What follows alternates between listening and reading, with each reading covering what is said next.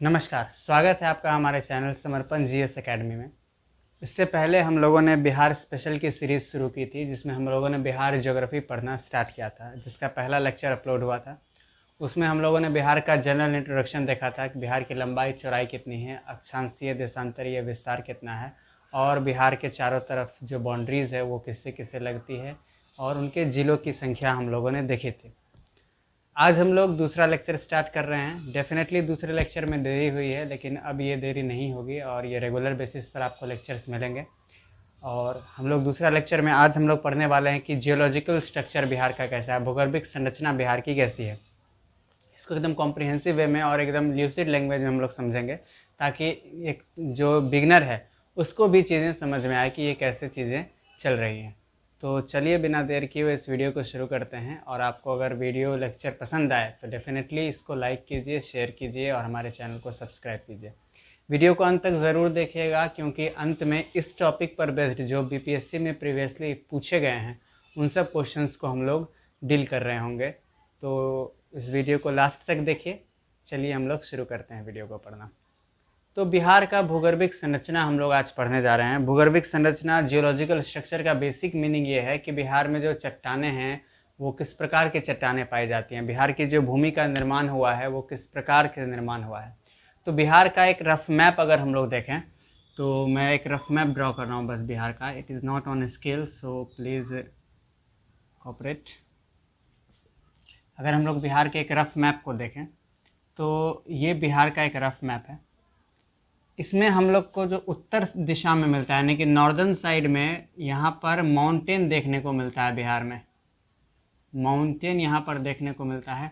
जो इसका southern side है, यानी कि बिहार का जो दक्षिण भाग है, यहाँ पर जो वो प्लेट्यू देखने को मिलता है, पठार देखने को मिलता है। प्लेट्यू पठार यहाँ पर देखने को मिलता है। और जो बीच में भाग है वो मैदानी भाग है, प्लेन है, ये मैदान है। तो ये एक बेसिक स्ट्रक्चर है बिहार का। फिजियोलॉजिकल डिवीज़न जब हम लोग पढ़ेंगे थर्ड लेक्चर में, तो वहाँ पर हम लोग देखेंगे कौन सा माउंटेन है और प्लेट्यूज कौन कौन से हैं यहाँ पर, वो हम लोग देखेंगे। लेकिन एक ओवरऑल स्ट्रक्चर ये है कि बिहार में इस तरह से माउंटेन्स दिखते हैं उत्तर में, फिर बीच में मैदानी भाग दिखता है और दक्षिण में पठार दिखता है। इन सभी का निर्माण एक्चुअली किसी न किसी चट्टान से हुआ होगा, रॉक्स से हुआ होगा। डेफिनेटली पहाड़ और पठार ये रॉक्स ही होते हैं, रॉक से ही बनते हैं। तो डेफिनेटली ये रॉक्स से ही निर्मित हुए होंगे। तो इन्हीं रॉक स्ट्रक्चर को आज हम लोग पढ़ने वाले हैं कि किस तरह के रॉक स्ट्रक्चर बिहार में पाए जाते हैं। क्योंकि किसी भी जगह का रॉक स्ट्रक्चर पढ़ने का सबसे बड़ा फ़ायदा ये है कि वहाँ पे ये अंडरस्टैंडिंग डेवलप होती है कि यहाँ पे किस तरह की मिट्टी पाई जाती होगी, चट्टान में किस प्रकार के खनिज डिपॉजिट हैं, और उस आधार पर वहाँ पर हम लोग को ये समझ में आता है कि किस तरह के इंडस्ट्रियल एरियाज़ डेवलप होने के चांस ज़्यादा हैं बिहार में। हालांकि इंडस्ट्रीज़ कम है, लेकिन अगर हम लोगों को ये पूछा जाए कि किस तरह के इंडस्ट्रीज़ डेवलप होने के चांस हैं यहाँ पर, तो हम लोग वहाँ की खनिज संपदा को समझ कर ये कह सकते हैं कि किस तरह के यहाँ पर इंडस्ट्रीज़ डेवलप होंगे। तो आज उसी को हम लोग समझते हैं कि बिहार में जो चट्टानें हैं वो किस प्रकार से हैं और किस किस समय में इसका निर्माण हुआ है। इसको समझने के लिए ज़रूरी है ये समझना कि आखिर पृथ्वी पर चट्टानें किस तरह से निर्मित हुई हैं। जब हमारी पृथ्वी का निर्माण हुआ था, जब हमारी पृथ्वी निर्मित हुई थी, तो वो काफ़ी गर्म थी, गैस का एक गोला थी जिसमें मैग्मा पूरा भरा हुआ था। इस तरह से जो अभी पृथ्वी का स्वरूप दिखता है वो उस तरह का नहीं था। तो मैग्मा उस समय काफ़ी भरा हुआ था, काफ़ी गर्म थी पृथ्वी। धीरे धीरे पृथ्वी ठंडी होती गई और मैग्मा सॉलिडिफाई होना शुरू हुआ, जो चट्टान का रूप ले लेता है। तो ये काम जो हुआ, जो चट्टान निर्मित हुई, ठंडा होकर मैग्मा ठंडा हुआ और चट्टानें निर्मित हुई, तो ये काम काफ़ी समय पहले हुआ है। तो जब चट्टानें बन रही थी तो उस समय के हिसाब से चट्टानों को अलग अलग क्रम में विभाजित कर दिया गया है। पूरे भारत की चट्टानों की अगर हम लोग बात करें, ये जो अलग अलग क्रम है चट्टानों का, वो उसके समय को बताता है कि वो किस समय निर्मित हुई है। तो अगर हम लोग पूरे भारत का देखें, ये बिहार के चट्टानों को समझने में काफ़ी ज़रूरी होगा। पूरे भारत में अगर हम लोग चट्टानों का क्रम देखें, जो चट्टानें निर्मित हुई हैं, रॉक्स, क्रोनोलॉजिकल ऑर्डर अगर हम लोग देखें, सारा नहीं देख रहे हैं, जो बिहार के लिए इम्पोर्टेंट है समझना वो हम लोग सिर्फ देख रहे हैं। सबसे पहले जो निर्मित हुई चट्टानें हैं, जो सबसे पहले चट्टान निर्मित हुई, वो आर्कियन युग की चट्टानें कहलाती हैं। आर्कियन रेंज, आर्कियन रेंज के रॉक्स कहते हैं इसको हम लोग, आर्कियन चट्टानें। हिंदी और इंग्लिश दोनों मीडियम के लिए ये यूज़फुल हो इसलिए दोनों लैंग्वेज में लिखा जा रहा है। आर्कियन चट्टानें, सबसे पहले ये चट्टानें निर्मित हुई आज से 4000 मिलियन वर्ष पूर्व। 4000 मिलियन वर्ष पूर्व। आप अंदाज़ा लगा सकते हैं कि कितना समय पहले जो है वो चट्टानें जो निर्मित होना शुरू हुई थी। तो सबसे पुरानी चट्टानें हैं भारत में आर्कियन क्रम की चट्टानें, आर्कियन रेंज की चट्टानें, जो 4000 मिलियन वर्ष पूर्व जो है वो निर्मित होना शुरू हो गई थी। उसके बाद जो नाम आता है वो आता है धारवाड़ रॉक्स। धारवाड़ रॉक्स, ये रॉक्स हमारे बिहार के लिए इंपॉर्टेंट है। धारवाड़ रॉक्स, धारवाड़ श्रेणी की चट्टानें, धारवाड़ चट्टानें, इसको हम लोग डिटेल में पढ़ेंगे। इसका निर्माण लगभग 2500 मिलियन वर्ष पूर्व होना शुरू हो चुका था। 2500 मिलियन वर्ष पूर्व ये चट्टानें निर्मित हुई थी। तीसरी श्रेणी की जो चट्टान है उसको हम लोग बोलते हैं कुडप्पा श्रेणी, कुडप्पा रेंज, कुडप्पा श्रेणी की चट्टानें। ये इसका निर्माण लगभग 1500 मिलियन वर्ष पूर्व हुआ था। उसके बाद जो चट्टानें आती है वो आती है विंध्यन रेंज, विंध्यन रेंज, विंध्यन श्रेणी की चट्टान, विंध्यन श्रेणी की चट्टानें। इसका निर्माण लगभग 1300 या 1200 वर्ष पूर्व होना शुरू हुआ। तो ये चट्टानों के निर्माण का क्रम है कि कौन सा चट्टान कब निर्मित हुआ है, कौन सा चट्टान पुराना है, कौन सा नया है, तो उस आधार पर इसका नाम दे दिया गया आर्कियन क्रम। हमारे लिए ज़रूरी है कि बिहार में जो चट्टानें हैं वो किस क्रम की हैं ये समझना। तो उसके लिए मैंने आपको ये थोड़ा सा बैकग्राउंड इसका समझाया कि ये क्रम क्या होता है, या चट्टानों का जो रेंज बनाया गया है, जो नाम दिया गया है, वो किस आधार पर ये रेंज बने हैं। तो वो चट्टानें कब निर्मित हुई है उसके आधार पर जो है वो ये रेंजेस बनाए गए हैं चट्टानों का। अपने बिहार में जो पाया जाता है वो धारवाड़ रॉक्स पाए जाते हैं और विंध्यन रॉक्स पाए जाते हैं। तो हम लोग धारवाड़ रॉक्स और विंध्यन रॉक्स को डेफिनेटली डिटेल में पढ़ेंगे। फिलहाल आई होप कि ये बैकग्राउंड क्लियर हुआ होगा। अब हम लोग बिहार के संदर्भ में देखते हैं कि बिहार में किस तरह की चट्टानें पाई जाती हैं। अगर हम लोग बिहार की बात करें तो बिहार में जो चट्टानों के निर्माण का क्रम है वो पुराना से लेकर नया तक है, यानी कि जो सबसे पुरानी चट्टानें हैं वो भी बिहार में पाई जा रही हैं और जो नवीनतम चट्टानें हैं वो भी बिहार में पाई जा रही हैं। तो बिहार में अगर हम लोग चट्टानों को देखें तो 4 क्रम में डिवाइड किया गया है, 4 भागों में डिवाइड किया गया है बिहार में चट्टानों को। बिहार में भूगर्भिक संरचना का क्रम, भूगर्भिक संरचना means geological structure. Geological structure का अगर हम लोग क्रोनोलॉजी देखें कि कौन कौन से चट्टानें बिहार में पाई जा रही हैं, तो सबसे पहले अगर हम लोग देखेंगे तो यहाँ पर धारवाड़ श्रेणी की चट्टानें मिलती हैं। धारवाड़ श्रेणी की चट्टानें। फिर यहाँ पर विंध्यन श्रेणी की चट्टानें मिलती हैं, विंध्यन श्रेणी की चट्टानें। यहाँ पर टर्शियरी चट्टानें भी मिलती हैं, टर्शियरी चट्टानें। और यहाँ पर क्वाटरनरी चट्टानें भी मिलती हैं, क्वाटरनरी चट्टान। डेफिनेटली इंग्लिश में और हिंदी में इस तरह से नाम लिखा गया। तृतीयक श्रेणी की चट्टानें हम लोग हिंदी में कह सकते हैं, इसको चतुर्थ श्रेणी की चट्टानें कह सकते हैं, टर्शियरी और क्वाटरनरी। तो ये 4 क्रम की चट्टानें, चारों क्रम की चट्टानें बिहार में पाई जाती हैं, जिसमें सबसे पुराना जो है वो है धारवाड़ श्रेणी की चट्टानें, ओल्डेस्ट। उसके बाद विंध्यन श्रेणी की चट्टानें, सेकेंड ओल्डेस्ट। उसके बाद टर्शरी, और ये सबसे न्यूएस्ट है क्वाटरनरी, ये न्यूएस्ट है। तो ये क्रम भी महत्वपूर्ण है क्योंकि जब मैं एक सॉल्व कर रहा था टेस्ट पेपर बीपीएससी के लिए, तो वहाँ पर इस तरह से क्वेश्चन दिया हुआ था कि इनमें से कौन जो है वो सबसे पुरानी है। तो डेफिनेटली सबसे नया पूछेगा तो वो आप इंट्यूशन से भी सॉल्व कर सकते हैं, क्योंकि डेफिनेटली टर्शरी और क्वाटरनरी है, तो टर्शरी के बाद ही क्वाटरनरी होगा, तो चौथा है, यानी कि ये सबसे नया होगा। ये हम लोग लगा सकते हैं अंदाजे से, अगर नहीं पढ़ा हुआ हो। लेकिन अगर सबसे पुराना पूछा जाए तो इन दोनों में शायद कन्फ्यूज़न हो जाए जब पढ़ा हुआ ना हो तो। अगर पढ़ा हुआ नहीं है तो इन दोनों में सबसे पुराना को ढूंढने में कन्फ्यूज़न हो सकता है। तो इससे पहले मैंने कालक्रम लिखा था दोनों का, जब इंडिया के समय में हम लोग देख रहे थे, तो वहाँ पर मैंने लिखा था, वीडियो को रिवाइंड करके देख सकते हैं कि कौन सा कब बना है। तो उस आधार पर हम लोग कह सकते हैं कि धारवाड़ श्रेणी की जो चट्टानें हैं वो बिहार में सबसे पुरानी हैं, उसके बाद विंध्य श्रेणी की चट्टानें आती हैं। अभी हम लोग एक एक करके इसका विशेषता देखेंगे कि इस धारवाड़ श्रेणी की क्या विशेषताएं हैं, विंध्य श्रेणी की क्या विशेषताएं हैं, और बिहार में ये कहाँ कहाँ पर पाई जाती हैं। उसके बाद हम लोग मैप पे एक बार अंत में रिवाइज कर लेंगे, और मैप के साथ हम लोग माइंड मैप अपना क्रिएट करेंगे कि कहाँ पर कौन सी श्रेणी की चट्टानें पाई जा रही हैं बिहार में। और उसके बाद जब हम लोग क्वेश्चंस करेंगे इस पर बेस, तो आपको समझ में आएगा कि ये कितना ज़्यादा कॉम्प्रिहेंसिव था और कितना ज़्यादा हेल्पफुल रहेगा ये लेक्चर आपको प्रीवियस ईयर के क्वेश्चन सॉल्व करने में। तो हम लोग एक एक करके इसके डिटेल्स को पढ़ते हैं। सबसे पहले हम लोग धारवाड़ श्रेणी को पढ़ते हैं, धारवाड़ रॉक्स।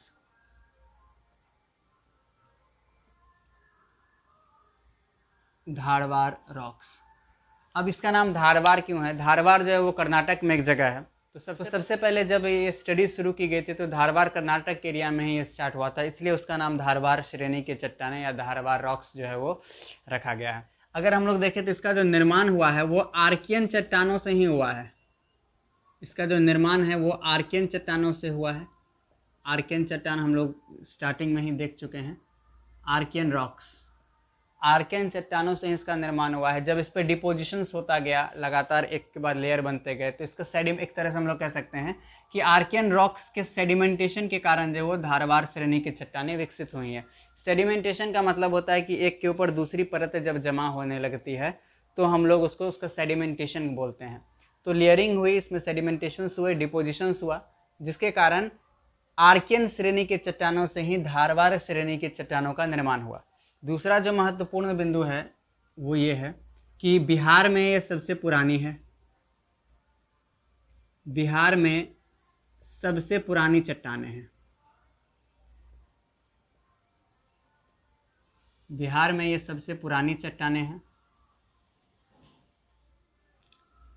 तीसरी विशेषता अगर देखें तो इसमें जो धारवाड़ श्रेणी के रॉक्स हैं उसमें किस तरह के मिनरल्स पाए जाते हैं, अगर हम लोग इसको समझें तो धारवाड़ श्रेणी की जो चट्टानें हैं उसमें अगर खनिज देखा जाए तो वो धात्विक खनिज होते हैं। अंग्रेजी माध्यम के लिए अभी लिखा जाएगा इसमें धात्विक खनिज, यानी कि मेटालिक मिनरल्स पाए जाते हैं। मेटालिक मिनरल्स जो है वो पाए जाते हैं। मेटालिक मिनरल्स का मतलब है ऐसे मिनरल्स होंगे जिससे हमें मेटल्स की प्राप्ति होगी। आयरन हम लोग प्राप्त कर सकते हैं इससे हम लोग एल्यूमिनियम प्राप्त कर सकते हैं, गोल्ड प्राप्त कर सकते हैं। और गोल्ड का एग्जाम्पल जो है वो बहुत इंपॉर्टेंट है, क्योंकि ये आर्कियन श्रेणी के चट्टानों से निकल कर आया है। धारवाड़ नाम है और धारवाड़ कर्नाटक पे ही इसका नाम पड़ा है, और कर्नाटक जो है वो गोल्ड के लिए कितना इम्पोर्टेंट है ये हम लोग जानते हैं कि वहाँ पर जो है वो काफ़ी one of the deepest mine जो है वो गोल्ड का कर्नाटक में है। तो कर्नाटक में गोल्ड पाया जाता है, अपने बिहार में भी गोल्ड पाया जाता है। तो जितने भी मेटालिक मिनरल्स हैं उनका अधिकता जो है वो अधिकतम रूप से वो कहाँ पर प्राप्त होंगे, वो धारवाड़ श्रेणी के चट्टानों में ही प्राप्त। अगर हम लोग बिहार में इसके लोकेशंस की बात करें कि कहाँ पर जो है वो हमें इस श्रेणी की चट्टानें दिखेंगी, तो अवस्थिति इम्पॉर्टेंट है। South east Bihar, south east Bihar यानी कि दक्षिण पूर्व बिहार। बिहार के जो दक्षिण पूर्व के ज़िले हैं वहाँ पर हम लोगों को धारवाड़ श्रेणी की रॉक्स देखने को मिलेगी। अब यहाँ पर एक बार मैप में हम लोग रफली देख लेते हैं। अगर ये बिहार है, consider it as our beloved Bihar. तो दक्षिण पूर्व का मतलब है कि ये एरिया, यहाँ से लेकर यहाँ तक का जो डिस्ट्रिक्ट्स है, यहाँ पर जितने डिस्ट्रिक्ट्स हैं इन एरिया में जो है वो पाया जाता है धारवार रॉक्स, धारवार रॉक्स, यहाँ पर जो है वो आपको धारवार रॉक्स देखने को मिलेगा। अब इसमें कौन कौन से ज़िले आते हैं, डेफिनेटली आपको जनरल इंट्रोडक्शन जब मैंने कराया था तो वहाँ पर बताया था कि यहाँ पर कौन कौन से ज़िले आते हैं, और आपको मैप्स की स्टडी करनी पड़ेगी बिहार से रिलेटेड क्वेश्चंस के लिए। तो यहाँ पर जो ज़िले आते हैं वो जनरली बांका आपको मिलेगा, नवादा मिलेगा, भागलपुर, जमुई, मुंगेर, ये सब जो ज़िले हैं वो इस साइड में आते हैं। और इन ज़िलों में किस श्रेणी की चट्टानें पाई जाएंगी, धारवार श्रेणी की चट्टानें पाई जाएंगी। डेफिनेटली अब इसका हम लोग इस्तेमाल कैसे करेंगे क्वेश्चन में, वो सीखना है, मेन पर्पस वही है। तो हम लोगों ने धारवार श्रेणी की चट्टानों में पढ़ा कि यहाँ पर धात्विक खनिज पाए जाते हैं, मेटालिक मिनरल्स पाया जाता है, यानी कि जो मेटल्स हैं वो यहाँ पर पाए जाएंगे। और जब खनिज संपदा, ज्योग्राफी में ही एक लेक्चर है जहाँ पर हम लोग आगे पढ़ेंगे कि बिहार में कौन कौन से खनिज किस एरिया में पाए जाते हैं, इस स्टडी के बेसिस पर हम लोग उसको बता सकते हैं। डेफिनेटली अगर कभी पूछा जाए, ऑप्शन गेस करना हो कि आपको ऑप्शन दिया जाए कि आयरन जो है वो किस एरिया में पाया जाएगा, और ऑप्शंस में दे दिया गया है गोपालगंज, ऑप्शन में दे दिया गया है रोहतास, ऑप्शन में दे दिया गया है मुजफ्फरपुर, और एक ऑप्शन में दे दिया गया है भागलपुर, तो मैक्सिमम चांस है कि हम भागलपुर के साथ जाएंगे। नहीं पता हो अगर तो मैक्सिमम चांस है कि हम भागलपुर के साथ जाएंगे, क्योंकि भागलपुर जो है वो साउथ ईस्ट बिहार में है, और साउथ ईस्ट बिहार में धारवार श्रेणी की रॉक्स मिलती है जिसमें मेटालिक मिनरल्स पाया जाता है। तो आयरन मिलने की सबसे ज़्यादा संभावना इसी क्षेत्र में होगी, और डेफिनेटली भागलपुर में पाया भी जाता है, हेमेटाइट पाया जाता है, मैग्नेटाइट पाया जाता है वहाँ पे। अगर गोल्ड के बारे में पूछा जाए, बिहार में गोल्ड, तो बिहार में जो गोल्ड है वो जमुई गोल्ड के लिए फेमस है, हम लोग सभी जानते हैं। जमुई गोल्ड के लिए फेमस है, हम लोग सभी जानते हैं। तो जमुई जो है वो धारवार श्रेणी की चट्टानें वहाँ पर पाई जाती हैं, तो डेफिनेटली मेटालिक मिनरल्स पाया जाएगा। तो ये इस स्टडी का जो है वो यूज़ होता है। आगे अब हम लोग दूसरी श्रेणी की चट्टानों पर बढ़ते हैं, जिसमें हम लोग को पढ़ना है विंध्यन श्रेणी की चट्टानें। दूसरी जो चट्टान है वो है विंध्यन रॉक्स, विंध्यन रॉक्स, विंध्यन श्रेणी की चट्टान। विंध्यन श्रेणी की चट्टान की अगर हम लोग बात करें तो इसका जो निर्माण होता है वो नदियों और समुद्र का जो तलहटी वाला एरिया होता है, जो नदी घाटी क्षेत्र होता है, उसमें जो निक्षेप जमा होते हैं, यानी कि उसमें जो डिपोजिशंस होता है, नदियों द्वारा लाए गए निक्षेप जब उसमें लगातार लंबे समय तक जमा होते जाते हैं तो डिपोजिशन क्रिएट हो रहा है, वहाँ पे लेयर बन रहे हैं। डेफिनेटली इसी को सेडिमेंटेशन कहा जाता है, सेडिमेंटेशन हो रहा है। तो इन्हीं नदी घाटी और समुद्रों में, नदी एवं समुद्रों में जो निक्षेप होते हैं, डिपोजिशंस होता है, जो निक्षेप होते हैं, निक्षेप को हम लोग कहते हैं डिपोजिशन, उससे जो है वो विंध्यन श्रेणी के चट्टानों का निर्माण होता है। दूसरी विशेषता अगर हम लोग देखें तो ये बिहार का दूसरा सबसे पुराना सिस्टम है, दूसरा सबसे पुराना रॉक सिस्टम है, ये बिहार का दूसरा सबसे पुराना रॉक सिस्टम है। तीसरी विशेषता अगर हम लोग देखें, जैसे धारवार श्रेणी के चट्टानों में मेटालिक रॉक्स पाए जा रहे थे, मेटालिक मिनरल्स पाए जा रहे थे, उसी तरीके से यहाँ पर जो है वो नॉन मेटालिक मिनरल्स पाए जाते हैं, नॉन मेटालिक मिनरल्स पाए जाते हैं, जिसको हम लोग बोलते हैं अधात्विक खनिज, अधात्विक खनिज। अधात्विक खनिज में अगर हम लोग एग्जाम्पल देखें तो पायराइट एग्जाम्पल आता है। पायराइट का जनरली ये गंधक होता है, यानी कि सल्फर से बनता है पायराइट। उसके बाद सैंडस्टोन, बलुआ पत्थर आता है, सैंडस्टोन बलुआ पत्थर, जिसको हम लोग बोलते हैं लाइमस्टोन, जिसको हम लोग बोलते हैं चूना पत्थर। तो ये सभी जो है वो विंध्यन श्रेणी के चट्टानों में ज़्यादा मिलते हैं। और आपको सैंडस्टोन, लाइमस्टोन ये सभी देखने के साथ ही पता चल गया होगा कि ये बिल्डिंग पर्पस, निर्माण कार्य के लिए काफ़ी ज़्यादा इंपॉर्टेंट हो जाता है। तो ये जो है निर्माण कार्य के लिए ये सिस्टम काफ़ी इंपॉर्टेंट है। निर्माण कार्य, कंस्ट्रक्शन के लिए, कंस्ट्रक्शन के लिए जो मटेरियल्स होता है वो इन्हीं श्रेणी के चट्टानों से प्राप्त किया जाता है। अब बिहार में इसका लोकेशन अगर हम लोग देखें, बिहार में ये कहाँ पाया जाता है, तो बिहार में ये चट्टानें पाई जाती हैं, लोकेशन अगर हम लोग देखें तो ये दक्षिण पश्चिम में पाई जाती हैं, दक्षिण पश्चिम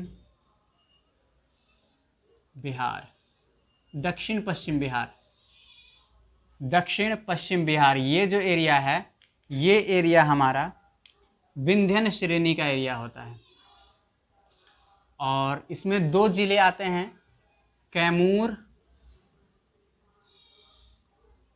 और रोहतास।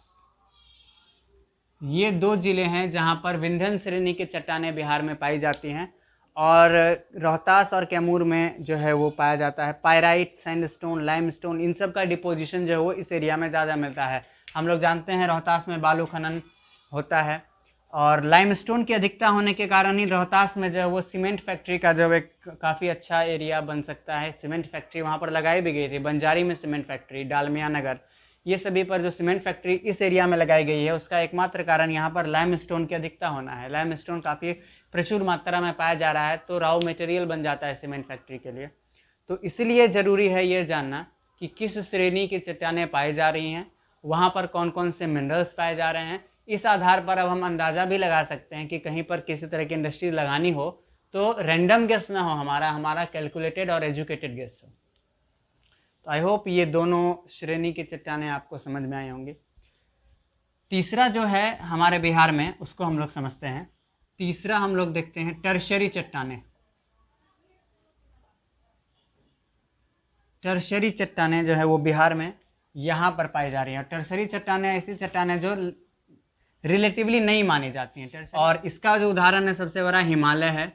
हिमालय जो है वो इसी क्रम का जो है वो एक तरह से पर्वत है, इसी समय इसका निर्माण हुआ है, और अभी भी नवीनतम डेफिनेटली ये फोल्ड माउंटेन है, और फोल्ड माउंटेन जो है वो न्यू ही होता है। तो हिमालय जो है वो एक नया माना जाता है, टर्शरी काल में माना जाता है कि हिमालय का निर्माण जो है वो शुरू हुआ। और बिहार में जो हिमालय का अंश पाया जाता है वो पश्चिम चंपारण में पाया जाता है, जिसको हम लोग बोलते हैं सोमेश्वर श्रेणी। बिहार में हिमालय का भाग, बिहार में जो हिमालय का भाग है वो है सोमेश्वर श्रेणी, सोमेश्वर हिल, सोमेश्वर श्रेणी, और ये कहाँ पर है, पश्चिम चंपारण।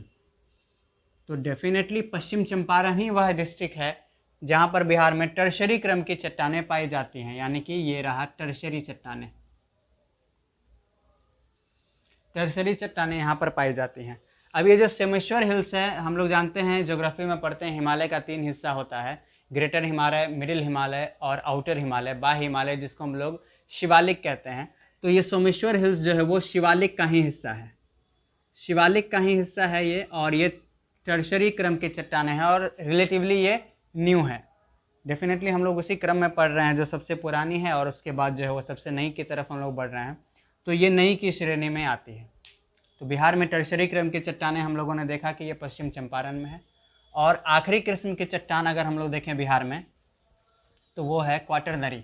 चौथा जो है वो है क्वाटरनरी, चतुर्थ श्रेणी की चट्टानें हम लोग इसको कह सकते हैं, क्वाटरनरी। और क्वाटरनरी जो है वो डेफिनेटली इसमें कुछ खास है नहीं, ये बिहार का जो मैदानी क्षेत्र है, ये मैदानी क्षेत्र जो प्लेन एरिया है, ये क्वाटरनरी क्षेत्र कहलाता है। बिहार का मैदानी क्षेत्र जो कि प्लेन एरिया हम लोग जिसको कहते हैं प्लेन, और ये गंगा और उसकी सहायक नदियों से बना हुआ है, सहायक नदियों से जो है वो निर्मित बिहार का जो मैदान है वो क्वाटरनरी क्षेत्र में आता है, यानी कि ये पूरा जो है वो क्वाटरनरी है। तो आई होप ये जैसे जैसे मैंने तीनों चारों श्रेणियों को पढ़ाया है, उस तरह से मैंने मैप पर भी इसको डिपिक्ट कर दिया है। तो आई होप ये आपको बेहतर तरीके से समझ में आया होगा, और अगर ये याद रहेगा तो डेफिनेटली हम लोग बहुत सारे सवाल को करने के लिए सक्षम होंगे। तो बिहार के उत्तर पूर्व में बिहार के दक्षिण पूर्व में पाया जाता है धारवाड़ रॉक्स, बिहार के दक्षिण पश्चिम में पाया जाता है विंध्यन रॉक्स, बिहार के उत्तर में एकमात्र डिस्ट्रिक्ट वेस्ट चंपारण में पाया जाता है टर्शरी, और बिहार का जो मैदानी क्षेत्र है वो क्वाटरनरी है। क्वाटरनरी चट्टानों का डिपोजिशन है वहाँ पर। तो आई होप ये आपको समझ में आया होगा हमारा दूसरा लेक्चर, और इससे काफ़ी ज़्यादा क्वेश्चंस पूछे जाते हैं एग्ज़ाम्स में, जिसको अभी हम लोग 2-3 क्वेश्चन हम डील करेंगे। और आप खुद इसको ट्राई कीजिए सॉल्व करना, कि अभी तक जो हम लोगों ने पढ़ा उसके आधार पर हम उसको सॉल्व कर पाते हैं या नहीं कर पाते हैं। तो 2-3 क्वेश्चन हम लोग अब सॉल्व करते हैं। तो ये क्वेश्चन हम लोग पहला डील करते हैं, जो 64th BPSC में पूछा गया। निम्नलिखित में से कौन सा अपेक्षाकृत पुराना है? पहला ऑप्शन है रोहतास पठार, दूसरा है उत्तर पश्चिम पहाड़ियाँ, तीसरा है खड़गपुर पहाड़ियाँ। मैं बता दूं आपको कि ये मुंगेर में पाई जाती हैं,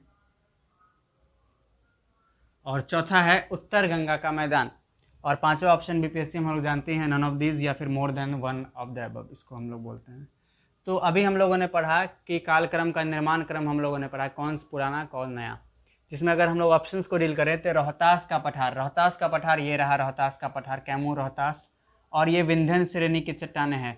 ये पुरानी है, डेफिनेटली पुरानी है, लेकिन इससे पुराना एक और है धारवाड़। तो ऑप्शन में हम लोग पहले चेक करेंगे क्या धारवाड़ श्रेणी का कोई दिया हुआ है क्या, तो एक ही ऑप्शन में है रखा हुआ। उत्तर पश्चिम पहाड़ियाँ, उत्तर पश्चिम की पहाड़ियाँ मतलब कि जो हिमालय पर्वत है, उत्तर पश्चिम वेस्ट चंपारण, ये तो नई है, ऑप्शन खत्म। नई श्रेणी में आती थी, न्यूएस्ट थी वो, न्यूएस्ट नहीं मतलब न्यूअर थी, न्यूएस्ट तो ये है। खड़गपुर पहाड़ियाँ मुंगेर, खड़गपुर पहाड़ी मुंगेर यहाँ पर है, जो कि धारवाड़ रॉक्स में है, डेफिनेटली ये इससे पुराना है, तो अब ये भी कट गया। उत्तर का गंगा मैदान, गंगा का मैदान तो सबसे नया है, क्वाटरनरी, तो ये भी पुराना नहीं है, तो अपेक्षाकृत पुराना कौन है? खड़गपुर की पहाड़ियाँ। एक और क्वेश्चन हम लोग देखते हैं अब। आइए दूसरे क्वेश्चन को समझते हैं। कैमूर का पठार किसके लिए प्रसिद्ध है? ये 63rd BPSC में पूछा हुआ क्वेश्चन है। कैमूर का पठार किसके लिए प्रसिद्ध है? तो कैमूर का पठार यहाँ पर है, कैमूर विंध्य श्रेणी में, और विंध्य श्रेणी के बारे में हम लोगों ने पढ़ा कि यहाँ पर नॉन मेटालिक पाई जाती है। तो जो मेटल्स वाला होगा वो सारा इधर है, तो मेटल्स वाला को हटाते हैं। बॉक्साइट एल्युमिनियम मेटल है, तांबा कॉपर मेटल है, लिथियम, तो बचा कौन? चूना पत्थर, नॉन मेटल। तो लाइमस्टोन जिसको हम लोग बोलते हैं, लाइमस्टोन ही पाया जाएगा कैमूर के पठार में। जिस टॉपिक को हम लोगों ने पढ़ा उससे हम लोग डेफिनेटली इस तरह के क्वेश्चंस को सॉल्व कर सकते हैं। आई होप ये आपको वीडियो पसंद आया होगा, और अगर पसंद आया तो वीडियो को लाइक करें, शेयर करें, और चैनल को सब्सक्राइब करें इस तरह के और वीडियोस पाने के लिए। और इस सीरीज़ को हम लोग कंटिन्यू करेंगे। इसके बाद लेक्चर 3 आएगा, जिसमें हम लोग बिहार के फिजियोग्राफिक डिवीज़न को पढ़ेंगे कि भौतिक रूप से बिहार में जो पहाड़ हैं, पठार हैं, और जो मैदानी क्षेत्र है उसके बारे में हम लोग अध्ययन करेंगे। तो तब तक के लिए नमस्कार, मिलते हैं अगले लेक्चर में। धन्यवाद।